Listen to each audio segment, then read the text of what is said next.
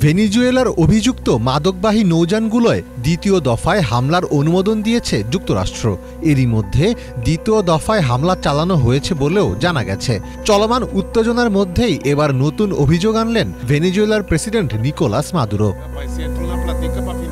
যুক্তরাষ্ট্র ভেনেজুয়েলা থেকে বিশ্বের সবচেয়ে বড় তেল সম্পদ হাতিয়ে নেওয়ার চেষ্টা করছে, সম্প্রতি এমন দাবি করেছেন নিকোলাস মাদুরো। এই হুমকি মোকাবিলার জন্য তেল রপ্তানিকারক দেশগুলোর সংগঠন ওপেকের সহায়তা চেয়েছেন তিনি।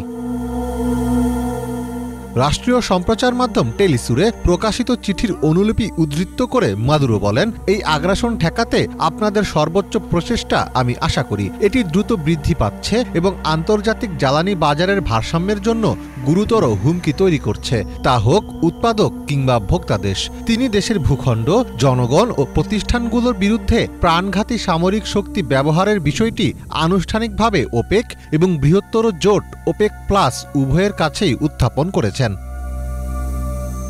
2023 সালের হিসাব অনুযায়ী ভেনেজুয়েলার তেলের মজুদ প্রায় 303 বিলিয়ন ব্যারেল। বিশাল পরিমাণ এই মজুদ নিয়ে তারা বিশ্বে প্রথম স্থানে রয়েছে, যা যুক্তরাষ্ট্রের মজুদের চেয়েও 5 গুণ বেশি। একসময় ভেনেজুয়েলা ছিল একটি প্রধান তেল রপ্তানিকারক দেশ, তবে অব্যবস্থাপনা, অবকাঠামোগত অপর্যাপ্ত বিনিয়োগ, কারিগরি জ্ঞানের অভাব এবং দীর্ঘদিনের আন্তর্জাতিক নিষেধাজ্ঞার কারণে দেশটির তেল উৎপাদন বহুলাংশে কমে গেছে।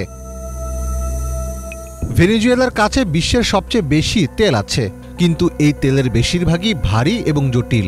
এছাড়া রাজনৈতিক ও অর্থনৈতিক অব্যবস্থাপনার কারণে দেশটি তার পূর্ণ সম্ভাবনা কাজে লাগাতে পারছে না। আর দীর্ঘদিন ধরে এই বিশাল কৌশলগতভাবে গুরুত্বপূর্ণ তেল সম্পদের ওপরই যুক্তরাষ্ট্রসহ বিশ্বের পরাশক্তিগুলোর নজর রয়েছে। মীর ফজলে রাব্বি, বাংলা ভিশন।